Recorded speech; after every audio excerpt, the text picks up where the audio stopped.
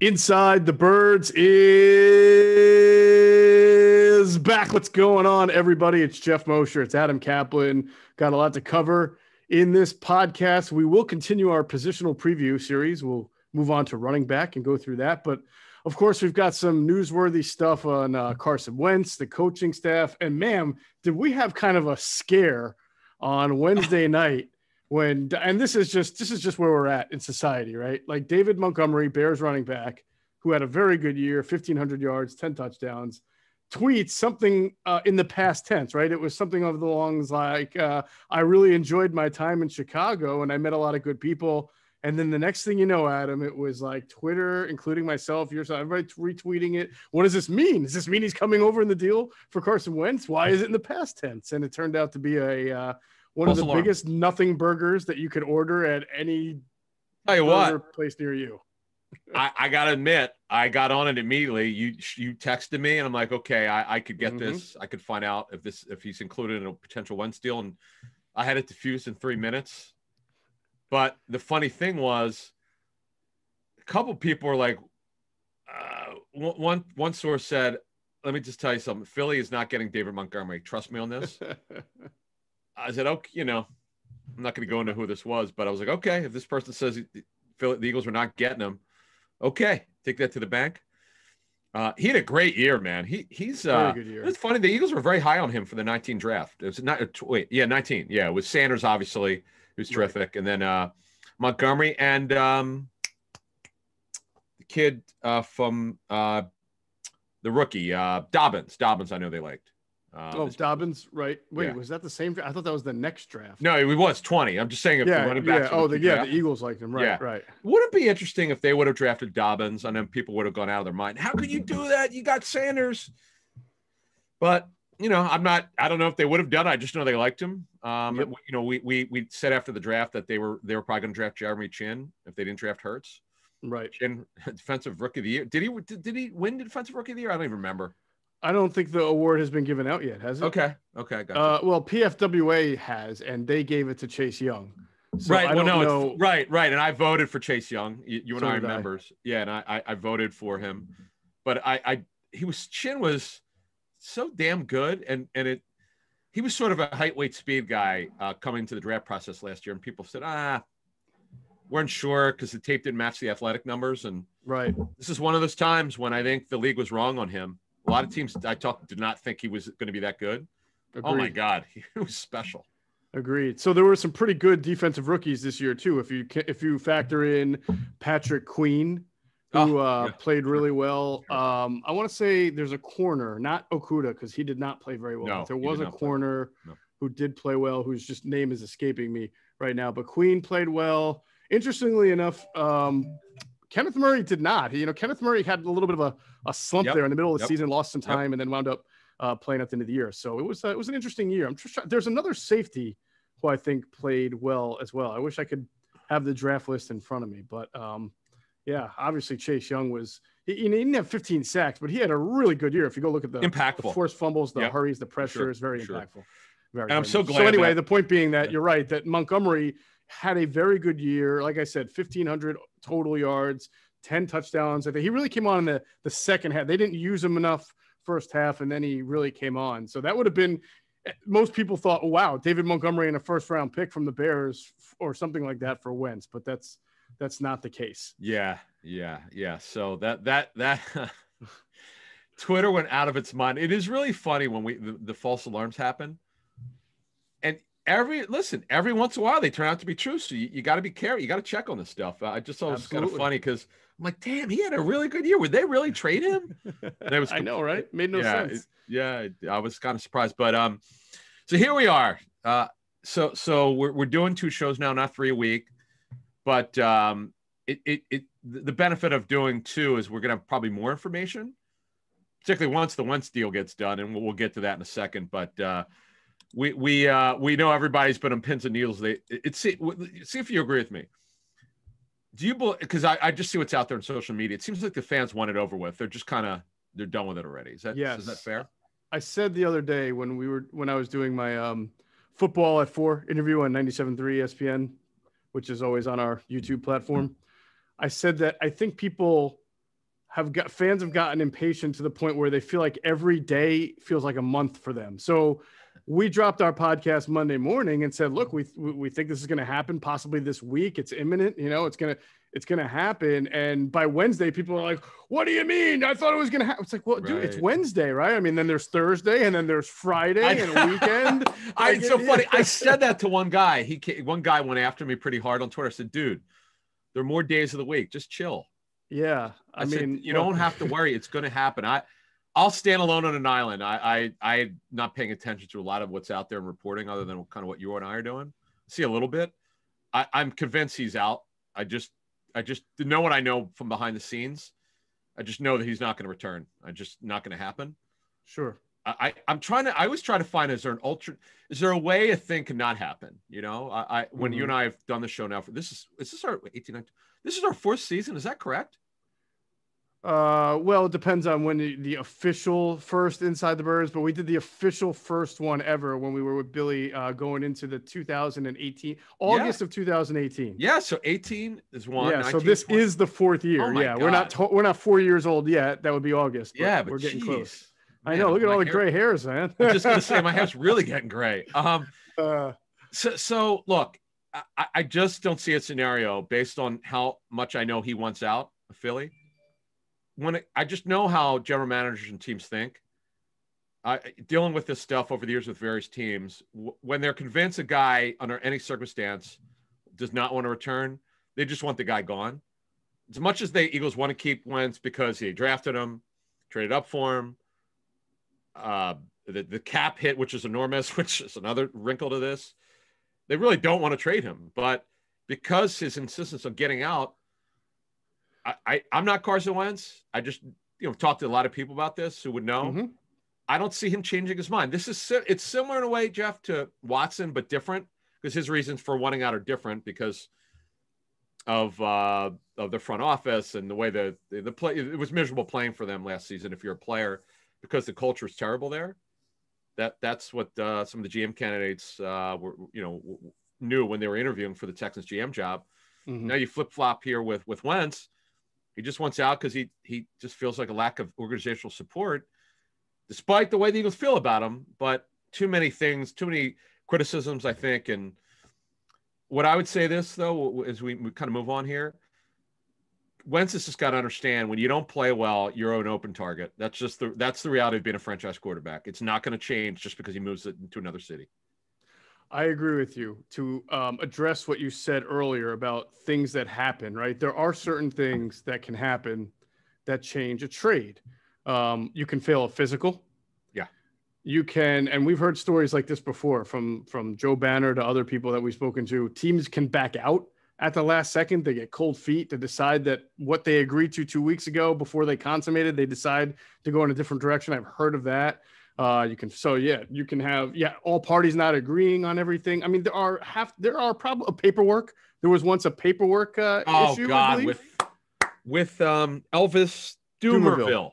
Right. Yeah. That was free agency. But now Terrell Owens was technically traded to the Baltimore Ravens before the Eagles got him. And then there was an issue with that. We got to talk to Banner about that. Did we ever talk to him about that trade? You know what? I think we did. I'm so glad you mentioned that. Sure. God, good job. We have to. Right. I've only talked to Joe about that once since I've known him. And the backstory is incredible. It's like, I mean, I know he's talked a lot about it over the years. And obviously, Owens won his contract renegotiated, but just the lead up and how they got him was just absurd. Really amazing. But all right, so with Wentz, as we get into this thing, we've talked about the Colts and the Bears. Obviously, it's not a secret. I know that the Eagles have talked to these guys. I'm not counting the calls between who's called whom, but they've had multiple conversations with these teams. They've talked to other teams, and I had a high-ranking source with another team tell me to keep an eye on Denver. I had the same. By the way. Right. So we'll keep an eye on Denver. Mm-hmm. Obviously they've got Drew Lock, who did not play well last season, who's got a lot of ability, former second rounder out of Missouri in the 19 draft, but he fell off this season, regressed, no question. So that's the team to keep an eye on. You would think if you're Denver, they have to add a quarterback. They don't have a choice. It's got to be better. There's a choice. It's got to be better quarterback. Right. But man, I'll be honest with you, man. The longer this goes on, the more I think, we'll see. It's going to happen at some point that they move him. But if this kid continues to go on, Geoff, I'm going to start questioning whether they're getting a first round pick. I think that's fair. I think that's because I think you and I both agree. If they're asking for 2 first-round picks and they were going to get 2 first-round picks, that would have been done already. Oh, that would have been done last week. That would have been done last week, right? Exactly. So now you start to think, are you getting even a first-round pick, and is that why this is taking a little bit longer? You're trying, but the question I have is this, Adam. Yeah. And I totally understand there's gamesmanship there, and Howie's good at this, but how long can you wait out when you only have a certain amount of offers? I mean, are you trying to get other teams to come in and sweeten the pot, but what are you using to leverage that?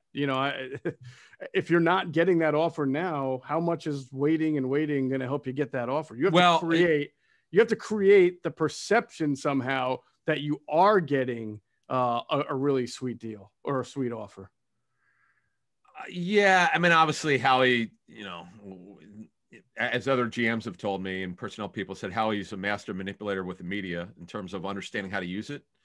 No different than any other general manager. I'm not accusing him of anything here, but as you just outlined, stuff that's been out there about, hey, what they'd like and what they're willing, what the reality is. And, so this, look, I mean, the funny thing is, you're hearing this on, if you're listening at 6 a.m. Eastern on Thursday, I mean, we're in early February here. We're February 11th. Free agency doesn't start till March 17th. Now we'll get into the dates that the vesting dates on guaranteed money. But as one agent told me, he goes, the dates are just there. Both sides could agree to move it back because Wentz wants out. If you're Carson Wentz, you should agree to anything the Eagles want to get out. If they want to move the vesting dates to the guaranteed money 3 weeks, then do it. So you can get out. You saw what Yannick Ngakoue did just to get out of Jacksonville to get to Minnesota. He took less money on the franchise tag. Right. So that's kind of the interesting thing. So we'll see what happens. I'm a little bit surprised that he's not been moved. I'll be honest with you. Well, there's still more days left in the week. Yeah. I do think somehow a conditional pick should or could be involved here, because I get that there's a risk that you're acquiring somebody's broken who can't repair it, but there's also the very potential that if you're acquiring him, if you're the Colts, especially with the coaching staff there and the offensive line, that you think you can get a really good quarterback. So I feel like there's room here for a conditional, like if he makes the Pro Bowl, it's a 2nd-round pick. If not, it's a 4th. And not like the whole compensation is a 4th, but that's part of it. Some kind of conditional pick in there. Well, right. So what you're saying is maybe they get a 2 and a conditional 5th could be up to a 3rd in 2022. Yeah, that's something like that. Plausible. Exactly. At this point, if this goes on another couple weeks, because what's happened here is what will happen is Roseman will have talked to any team that needs a quarterback. His job is to talk to them. That's just the way it is. Whether if they haven't called him, he needs to call them. That's just, you don't want to seem desperate. And I know there's a cat and mouse game to this. I mean, I know. I'll give you a little nugget. This is interesting. So one team called a team that has a quarterback that some teams believe is on the block. So the GM calls this team, and the team with the quarterback does not ask this GM who called, hey, what do you, here are the players. Because what happens, these are free agency calls. Hey, what are you doing with this player? Is he available or not? What are you doing with this player? You're going to cut him. So the GM who was calling the team with the quarterback, the GM that he was calling did not mention the quarterback on the call. So he's like, man, I thought this guy's available. I'm very surprised that he didn't bring the name, because I sure wasn't. What was happening, both were trying to gain leverage. They didn't want to act, both sides didn't want to act like they wanted to do business with this quarterback yet. Because if you say, hey, you know what? Yeah. Look, we love this quarterback. We do, but never say never. If you're interested, let us know. So I guess there's some kind of parlance that you use when you talk to. I just found this fascinating, this discussion. You don't usually hear the stuff from GMs and personnel people. So it was just because I'm trying to get the intel on every quarterback that's out there. This is such a unique situation. I've never seen anything like this with quarterbacks. Right. We'll see who gets dealt and not dealt, but I just thought it was interesting. Real quick, because you brought it up, what's the intel? I know that you had you dropped a little nugget when you made an appearance on Mark Farzetta's new show, the Farzi Show, right, on his YouTube platform. What little nugget did you drop there? But Deshaun Watson. So what happened there was, I had at least one team tell me that called the Texans, talked to Nick Sirianni, their GM, and they asked about Watson, and he said, "We're not going there. Just change the subject like immediately." Right. Okay. So they're now this high-ranking personnel source said to me, I believe he's going to wind up being traded because it's only going to get worse. GMs and personnel directors around the National Football League know that Watson's agent, David Mulugeta, is a guy that will get his players out of situations. Like, he fights for his players. The guy's an attorney. He knows what he's doing. Really good agent. Thomas, right? Doesn't he rep Earl Thomas? Yes, I do believe you're correct. Got him out of Seattle. Yep. He has this way about him, and he's what? Look, he knows what he's doing, trying to get Watson out of there. So, this personnel guy says he thinks it's just going to get worse for Nick Caserio. And Nick Caserio did say it in passing. I was one of the few people who actually caught it. A GM for another team actually heard the same thing, and he and I agreed on this. Mm-hmm. Caserio did say in his press conference in passing, we're always going to do right by our players. Now, no one knows exactly what he was referring to, but one could say, I have the transcript and I went through it. I listened to it live and then I went through the transcript. One could surmise that he was talking about Watson without saying Watson's name. Right. So We'll see. So let's finish it off then on Carson, because I think there's a tie in there. Obviously, if you're Howie Roseman, you got to move Carson Wentz before Deshaun Watson or any other quarterback that we haven't mentioned. I mean, there's already crazy rumors about Russell Wilson and everything like that. And he made some interesting comments. I'm just saying that once better quarterbacks start to hit the market for whatever reason, then all of a sudden you have teams that might turn their attention the other way. So because we commonly get asked, what's the timetable here?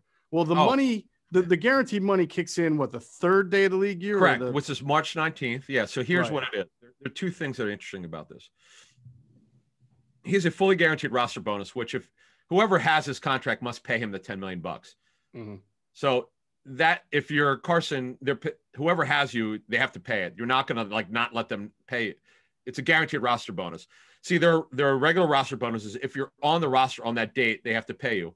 But if you cut the guy before it, and you're going to see this, there are going to be a lot of players who are going to be cut before the roster bonuses are due, non-guaranteed roster bonuses. Mm-hmm. This one is fully guaranteed. So whoever has him on the roster must pay that $10 million.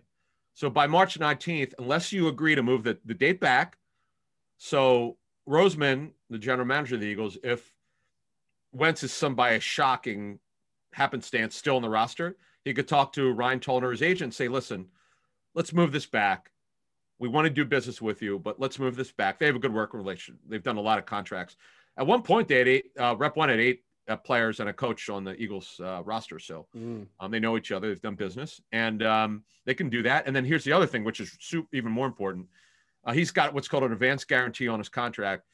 If he is on the roster on March 19th, the third day of free agency, third day of the league year, his base salary in 2022 is fully guaranteed.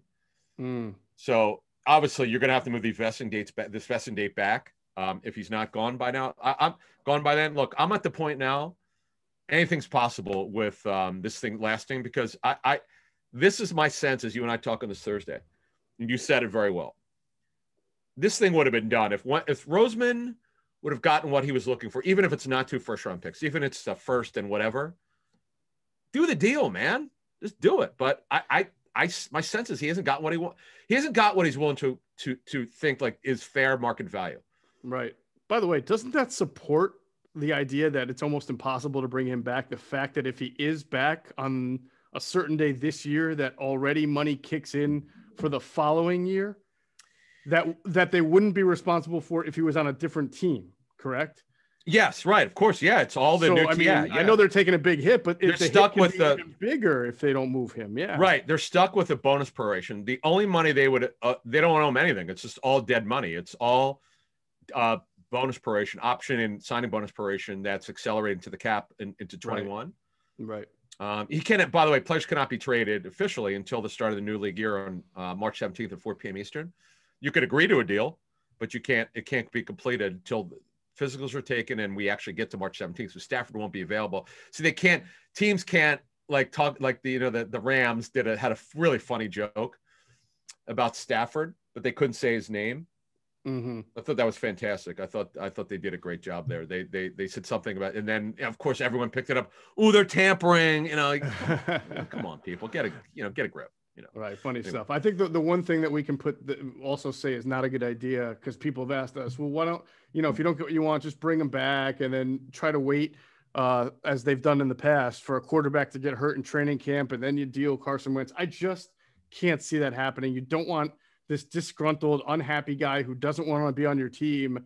You don't want him sitting there either holding out and collecting fines or coming in and talking and making just, you don't want this awkwardness hanging around all spring and summer long, just waiting for another quarterback to get hurt so you can make a deal. It's just, there's too much money, as we just mentioned, in the contract that can still be shed if they trade him to have that problem. They're going to take a massive hit no matter what, but I mean, exactly.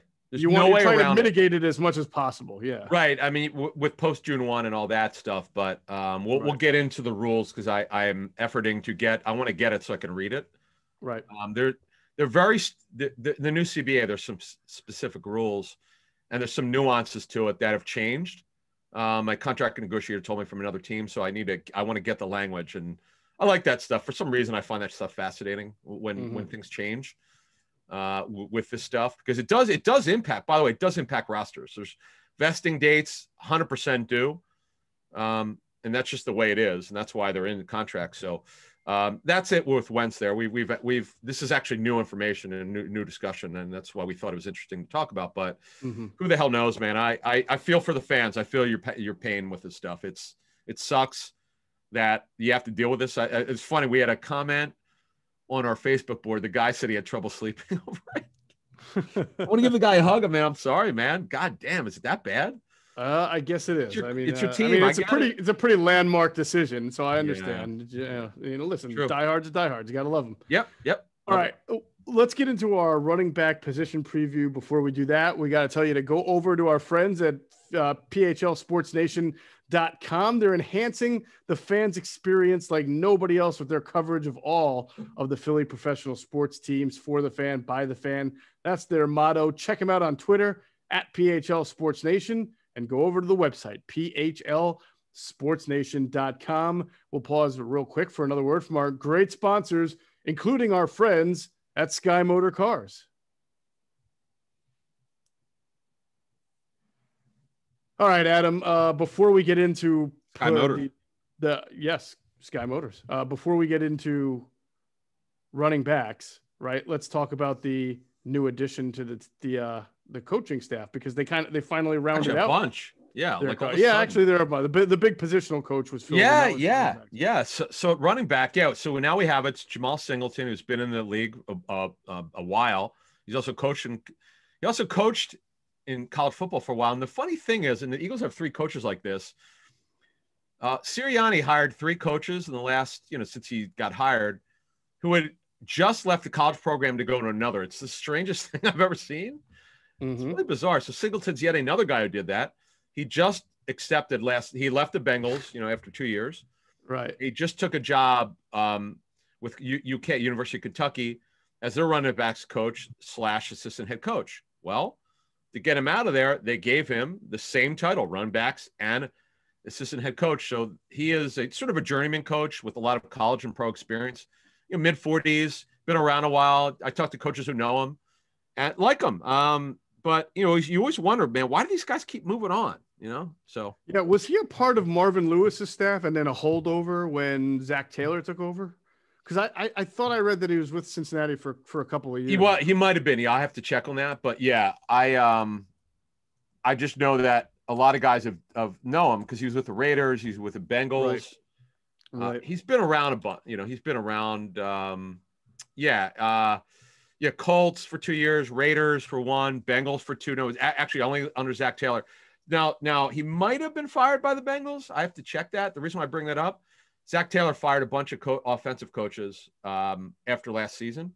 And it's just kind of odd how he took this job with Kentucky, which is very close to Cincinnati, by the way. Oh yeah, very, very close. And but nevertheless, he's now with Philly. So this is funny, right? This is like the second coach that they've hired who agreed to a college job and wasn't even there to coach like a single game, or probably not even a practice. Right? Actually third. Who was the other one? Oh, was it? No, it was Tracy. It was Tracy Rocker, right? Right. And the other guy, I will get to it in a second. I know it's 3. I just can't my brain is racked here. So that's pretty funny. Yeah. That's hysterical, actually. I do find it interesting they gave him the assistant head coach title, but like you said, he's a veteran coach, so obviously you got to be able to give these guys titles that deserve the money that they pay. And it does seem like, I don't know this for a fact, but it seems like there was either an effort or it just happened to be that way to make sure the staff was diverse, right? I mean, that was an important thing. Sure. It's important to Jeffrey Lurie. I know that. People have told me that. So if you looked at the first round of hires, they tended not to be as diverse, and now they are. So that's good. The staff is being rounded out there. And we'll see. This staff is an interesting staff only because a lot of these guys we were not familiar with. So kind of look forward to seeing what kind of impact that they have early on. Yeah, it's a new blood staff. Very few coaches were retained. Not many. That was what I think we reported on our show. As soon as Sirianni got hired, we were hearing most coaches would not be retained. But obviously that includes Deuce, who didn't want to stay. He wanted to go somewhere else. We understand why. But all right, so running back. So we know they have a coach now. This is all their position coaches have been hired. And we'll get into later in the show here. We'll get into some the other coaches were hired this week. Some low level assistants. But the big thing is, you and I talked about this on our show all season, and I just feel like they have to address this. They need a number 2 back. Boston Scott is just not. He's a changeup, right? He's a changeup. He's just not a number 2 back. He's good at what he's good at. It's a great role for him when he's brought in for 5 to 7 touches a game at most, sometimes 3 to 5 touches. And that's just what he is. He was miscast by Peterson and his coaches last season. I thought it's nothing to do with Deuce Staley. It's more Doug Peterson not understanding really what they need. They needed a power back behind Sanders. I still believe that. Yeah. I think we thought Corey Clement would probably be, because he's had some size to him. I mean, he was not the biggest guy in the world, but compared to what they had, he had some size to him. And it just, man, the whole running game last year was just foobarred. It really was not good. I know the offensive line was problematic. I know the quarterback. It was foobarred from the start, man. I knew that one. Yeah. I've never seen such an uneven year from a running back as I saw from Miles Sanders, who had 3 touchdowns over 75 yards. Crazy. I mean, he probably had the most in the league or tied for the most in the league, but didn't have that many 100-yard games and didn't, people would say it's not a good season. His yards per carry was good. It's just, tremendous. Tremendous. Yeah. And I did a thing we talked about in the middle of the year, or more in December.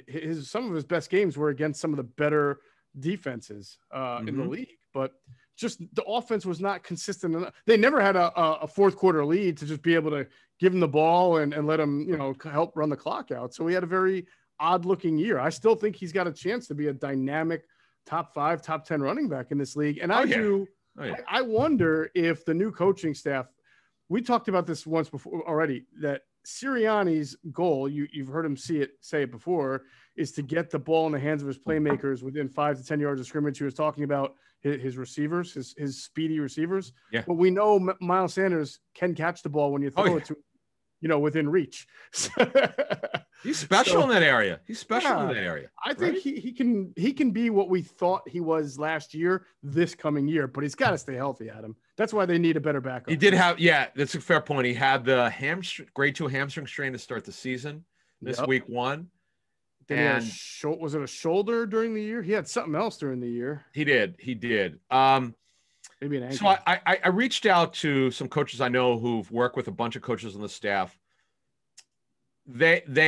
A couple guys said to me, you could count on they're going to have a number 2 back with size. That's the way they did it with the Colts. Jonathan Taylor's their starter, but Jordan Wilkins is a bigger back, an upright back. Right. And Nyheim Hines is a changeup. Colts source said to me that what's the guy? Frank Reich. Come on. Drawing a blank. Like Frank we don't Reich, say his name enough. Right, exactly. Frank Reich and Patullo and Sirianni, especially because Sirianni is his OC. They liked having that bigger back because, as you said, if you got a lead, you could grind it out.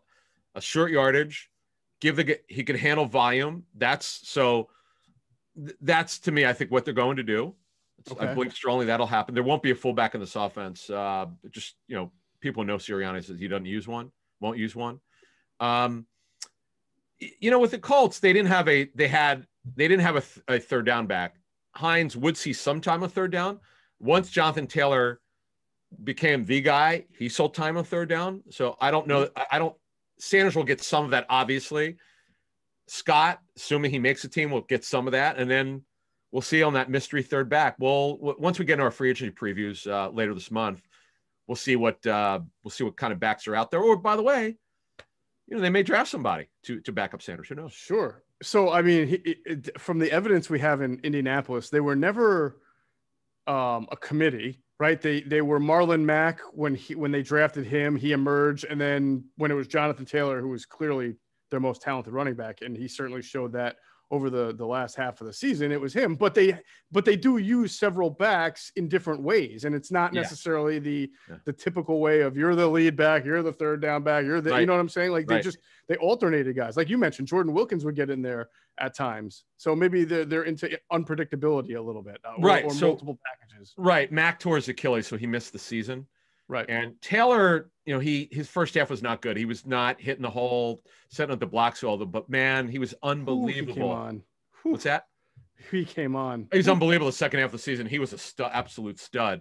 Yeah. I think you nailed it. So when we compare previous staffs, they really used Sanders the right way in 19. He was special. He looked like he was going to be elite. And then 20, they didn't use him. And you're right. They were behind. I totally get that. But the misuse of him in the pass game was atrocious. No excuse for it. You always evaluate a coaching staff, how they use running backs in the pass game. If they don't, either the back can't do it or they don't trust him or they don't know how to coach the guy. Right. And I take the latter. They just clearly missed it. They completely blew with Sanders. Just an awful job on how to use him. And they got I like the way that Reich and Sirianni used Jonathan Taylor, man. Once they trusted him, he was all three downs. Did he catch the ball well? That was Jonathan Taylor for a big guy. Yeah. And by the way, that was the Miles Sanders story because he did not catch the ball at Penn State a whole lot, but he wound up being, as we saw as a rookie, somebody who can make plays catching the ball. So be interesting to see. I agree with you. I wouldn't mind if they used kind of a mid to low round pick on a running back to just, start to develop a guy. I think the big question we'll have to see, Adam, now that Deuce Staley is no longer with the club, how does Jemal Singleton develop these backs specifically in pass pro and blitz pickup? Because we know that was one of Deuce's best attributes, his biggest strengths. He was a great at it when he was a running back, and he was a great teacher of it as well. And Eagles running backs have always been pretty good, with the exception of one or two. Most of the guys who came in through the program by year 2 or year 3 could really. Sanders really improved. Sanders is not perfect, but he really improved his ability to scan. Boston Scott could do it. I mean, could they improve on it? Sure. Yeah, these guys aren't big guys, though. I mean, they're not huge. Well, Scott, Scott's built like a fire hydrant. But the big issue, and we don't know yet, I'm trying to get clarity, but the commissioner was pessimistic about having an offseason in May and June at the Super Bowl when he was talking. So I'm hoping to get more clarity. I don't understand. The league did such a great job with the PA and dealing with the COVID issue. What is it going to take to have an offseason for these players? They need it. Well, especially since that you think that they could probably, with the money that they have and resources, get more, I would think, access to vaccinations, quicker vaccinations. And as you mentioned, they made it through the season. I know that the new variants have probably caused a real, wrinkle in some of the plans, but I guess we'll just have to see. I don't know enough of why the commissioner said that. I was surprised that he did as well, because you would think that they would be able to make it through. All right, let's move on to some more coaching staff notes, because there have been more additions to the coaching staff. First, download the top-rated DraftKings Sportsbook app now and use that promo code ITB to get all of your sign-up bonuses. That's promo code ITB to get all of your sign-up bonuses only at DraftKings Sportsbook. All right, Adam, I thought this was a really cool little nugget that you dropped on Twitter on Wednesday night. Tyler Brown, the assistant special teams quality control coach, who most people don't know that name, but a lot of the diehard Eagles fans do know the name Randy Brown, and Tyler is Randy's son. Randy obviously is he's like a kicking specialist, right? He was. Now he was for several years with the Ravens, but Jerry Rosberg retired, the special teams coach of the Ravens. So Randy is now their full-time special teams coach. Right. And he really specializes in the kicking. He was with David Akers here for a long time. Kicking. Right. Yes, he was a specialist. He was under Harbaugh for 2 years in 2004 and 2005. But what the interesting connection with his dad is, Tyler too, as you just pointed out about Randy, is he's great with specials, kickers and punters and returners. Well, what was an issue last year with the Eagles' returns? They were terrible. Terrible. Yes. One of the worst special teams return teams I've seen in years. Awful. Greg Ward. Greg Ward, who what did we call him? We called him Fair Catch Ward on punts. Play it safe. Play it safe. Right. Thank you. Better. Right. And it's terrible. So he's apparently really good. And he was with Harbaugh 4 years. He had the same role with Michigan. He handled the specialists. So you wonder here as a quality control coach. Oh, by the way, I'm told Luke Thompson will not return, who is the just a special teams coach. We had asked, we were looking to find out whether he would return. He's not going to return. Right. I understand it. So gotcha. I'm assuming Tyler Brown will take that role, and we'll see how he does. But man, their special teams have to be better. And Mike Clay? Michael Clay, is that his name? Michael Clay. Yeah. Okay. Who I don't think has been a special teams coach in the NFL. He's been an assistant. Yes, he hasn't been the full-time guy, right? He has not led the room like he's going to do now. Right. So that's a great point. We'll see. Yeah. I know Dave Phipp didn't have his best year. I get it, but the guy's also a pretty good coach overall through the years. I agree. We'll have to see. I think people get, because I remember when it said Dave Phipp left and fans were like, well, he stinks. So what does it matter? They stunk. No, I mean, let's again go through the context. And I've said it before, I'll say it again. The team used to put money into special teams players like Chris Maragos and Brian Brayman, some others. They haven't done that for the last few years. And B, your special teamers are usually bottom of the roster, like first, second year players mixed with some good veterans. They lost Malcolm Jenkins, who used to play on special teams and was very good.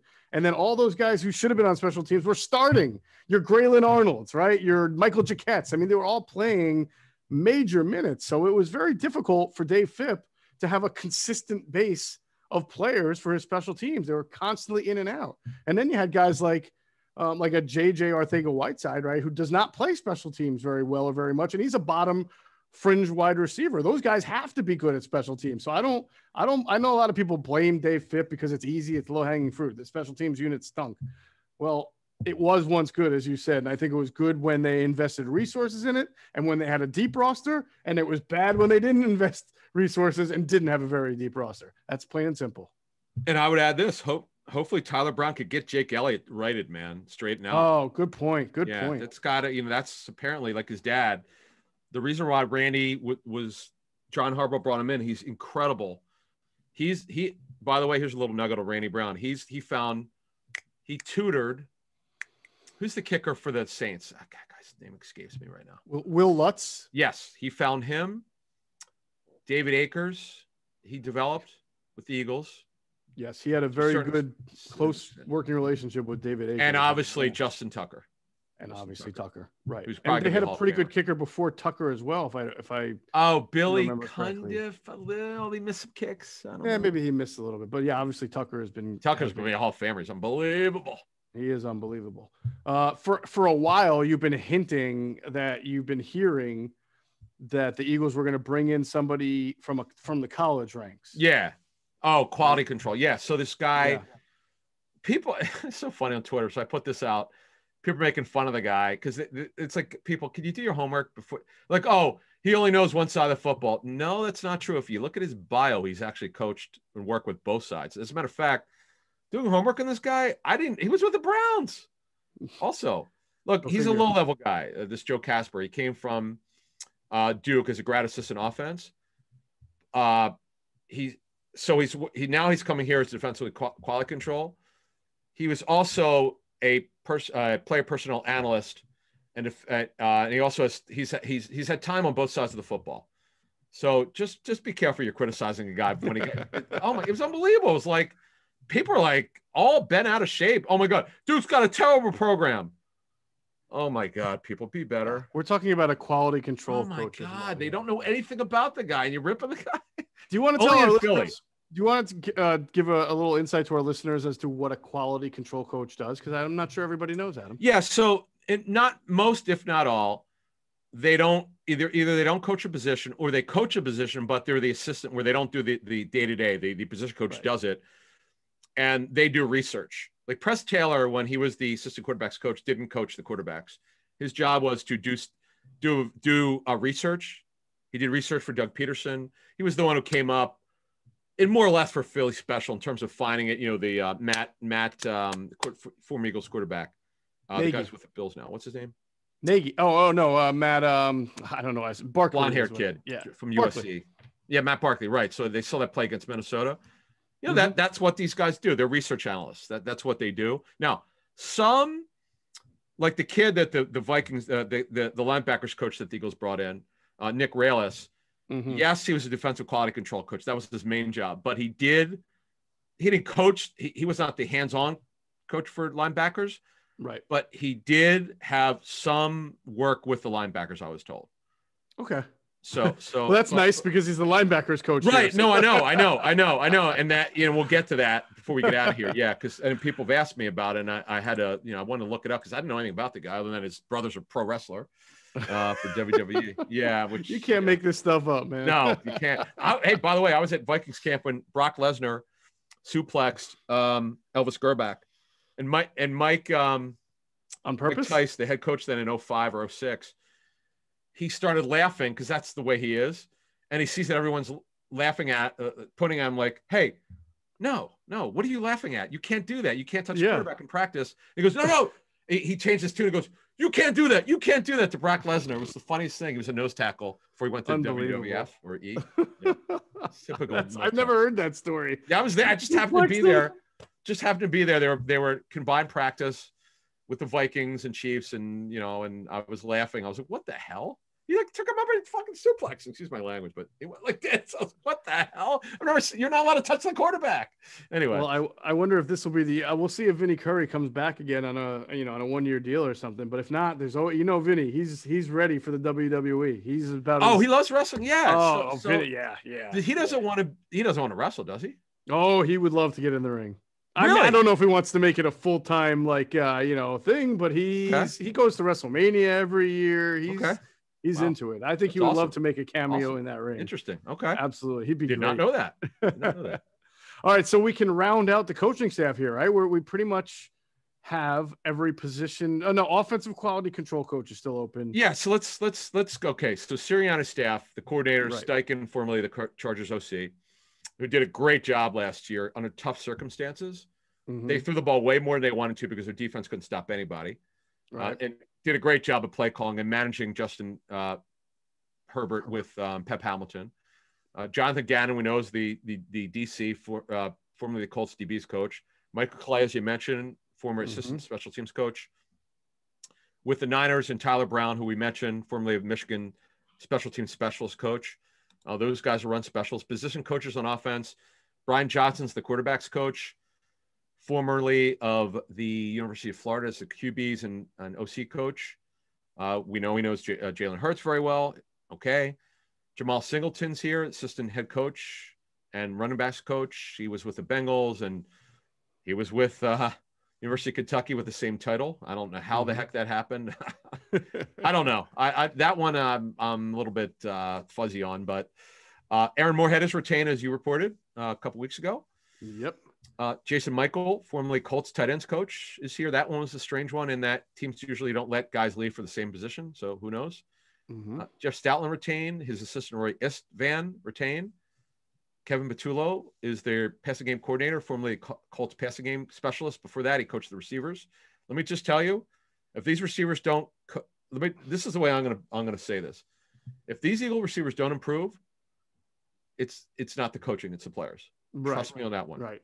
Trust me on that one. These guys, I think that's the big expectation, is their pedigrees as wide receivers. Guys got to come through here. Sirianni and Patullo, they both played receiver. If these guys, if they can't, along with Aaron Morgan played receiver for the Colts, if they can't get these receivers going, the Eagles completely missed on these guys. Stout, yeah. So Patullo, offensive quality control's open, and the senior offensive assistant. I was told, to expect a former offensive coordinator, head coach, senior guy would be a great hire for them, probably to come in, but it hasn't happened, so we'll see. Defensively, Tracy Rocker, formerly of here's the thing, another one. Tracy Rocker just had joined Auburn in January because he left South Carolina. He like Singleton. They got new jobs in January in college. Now they're with the Eagles. But I was told he bleeds blue and orange. Bleeds blue and orange. That's what the guy said with the head coach there when he brought him in. Oh yeah, because did he go to Auburn or Alabama? I think he did go to Auburn. He bleeds blue and orange, but he was on the job for about a week and a half. Right, hilarious. We mentioned Nick Rallis, the new Eagles linebackers coach, formerly the Vikings assistant linebackers and assistant defensive quality control coach. I don't know, whatever, or he was defensive quality control coach, and we kind of outlined a couple minutes ago. He's there. By the way, he is there because he knows Gannon, right? He knows they're going to run a lot of Vikings concepts. I was told that a month ago, whenever this Gannon guy was coming in pretty strongly from someone who knows Gannon, that he's going to run a lot of what the Vikings do. We'll get more into what that means once we learn more. Denard Wilson, the former the DB's coach now, is Denard Wilson, former DB's coach of the Jets. So I know a lot of people around the league have a high respect for. And here's the third guy who Jay Valai is the assistant DB's coach for the Eagles now. Okay, he had just been hired at University of Houston away from University of Texas. He was their cornerbacks coach. I mean, literally, if you checked his Twitter bio, I think it might have been private, but it had the University of Houston red and white colors, and now it's green and white. I didn't know that. Someone told me. Truth be told, the guy sent me a screenshot. I thought it was hilarious. That's so funny. So senior defensive assistant is open. I thought Paul Gunther would have been a good hire for them because he went to Minnesota. Gunther had, I was told, a bunch of opportunities, but he went back with Mike Zimmer. And then we mentioned Joe Casper would be the defensive quality control coach, formerly of Duke. He was a grad assistant who worked for the Browns for a couple of years, which is, I'm sure that had something to do with him finding him. I don't know how the hell he got to Philly, but hey, the guy, it's rare to find a grad assistant who's had pro experience. And this was 5 or 6 years ago. So he's not 22 years old. So he's probably in his late 20s or something. Right. So is it safe to say that the enthusiasm that people might have for the wide receiver position looking better because of the pedigree is probably not matched for what the expectations are at linebacker, which is not an very talented group to begin with. And then you have a very inexperienced coach stepping in there. 26 years old, 26 years old, never led the room. I'm going to see, this is what I've learned with this stuff. And I totally agree with your sentiment, and fans should question it. For now, trust Sirianni and particular the Jonathan Gannon, their new defense coordinator. His names are on this one. I mean, it's Gannon's decision. That's why the kid's here. This kid better be able to coach, because they're gonna have to upgrade the linebacker position. You have to think it's going to be young, and these kids got to be coached. I agree. I can't wait to actually get into, not that, we're in the off season. I don't need the season to be around the corner. OTAs will be nice, but I really look forward to getting into a lot of the X's and O's like we do really well here. And then, the transactional stuff, I can't wait to get into that later. Get the Carson Wentz trade through, and then let's get into breaking down some football. But that'll be all the breakdown for this edition of Inside the Birds, the leading podcast in Eagles intel. Big thanks to our producer, Hunter Brody. You can check him out on YouTube. Sports Talk with Broads is his channel. I don't know if you've seen this, but he's doing this coffee with Broads thing at 9 a.m. Monday, Wednesdays, and Fridays on his YouTube channel. So he engages, he does a live stream, he engages with the listeners, he answers their questions. Nice. And it's, we know Broads as like hair on fire, and he does this at 9 a.m. and he's still hair on fire. It's kind of unbelievable. Right. So he is the co-host for the Mike Gill show. Yeah. So he hosts is he doing it every morning? No, he does this so far Monday, Wednesday, and Friday. On his own, Monday, Wednesday, on Friday. Sports Okay. Talk with Broads. Wow, and man. And then he does Then he does He's Drive Time with Mike Hill. You're all hustle. He's a hustler, man. Right? You got to check it out. No, it's Nice. good stuff. So check him out on Twitter also at Broads81. And of course, we thank you for flying with us inside the bird.